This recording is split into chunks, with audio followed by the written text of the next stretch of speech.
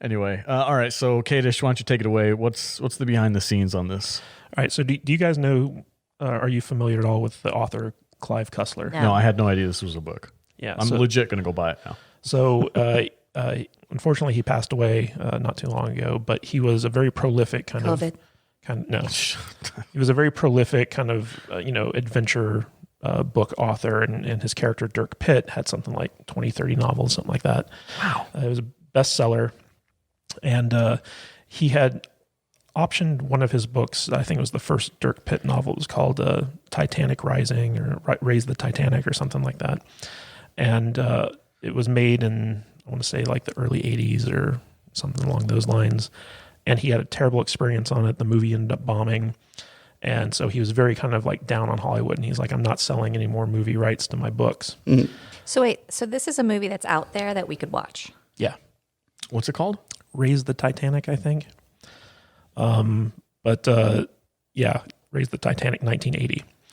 So basically, Clive Cussler, after that debacle, refused to sell the movie rights to any of his books. And then he was approached by a billionaire who was like from the oil and gas industry, and he had bought a stake in Regal theater chains, and he decided that he wanted to make movies for his theater chain that were kind of like kind of Christian, they had like values. Yeah. They promoted What's it like called? certain morals. Yeah.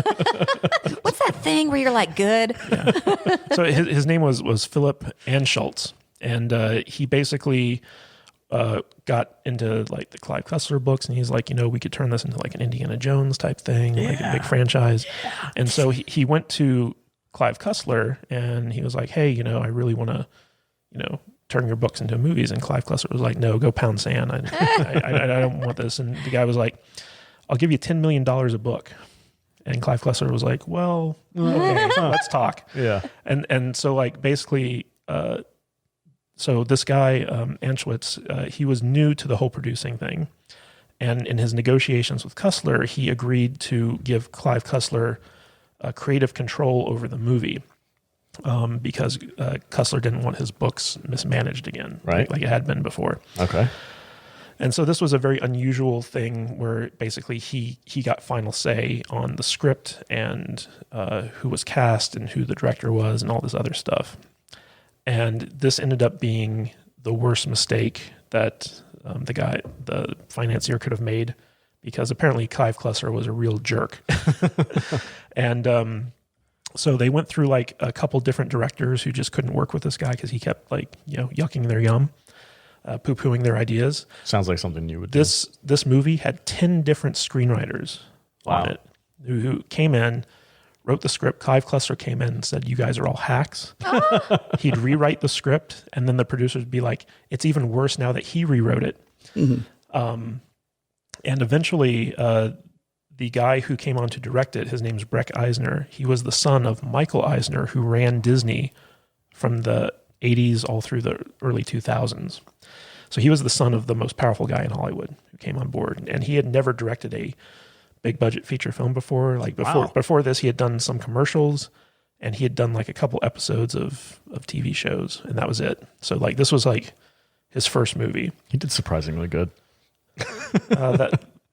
I guess given the circumstances. But so Cussler decided he was going to write his own draft of the script, and he basically clashed with every screenwriter that the executives brought on to polish it.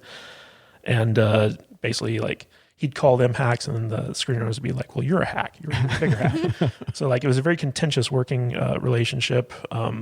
And the producer of the film even said that Breck Eisner was kind of like a spoiled brat and having to deal with him. So there was like a lot of like kind of catfighting going on behind the scenes. Huh.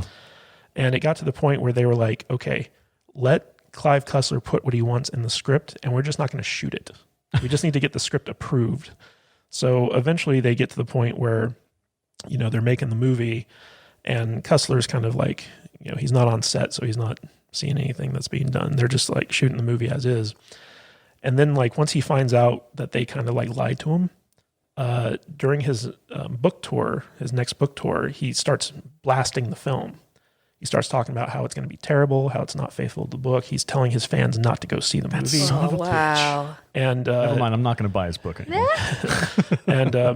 and then like before the movie was released, he filed a lawsuit against the company that made the movie, saying that, you know, accusing them of fraud and all this other stuff.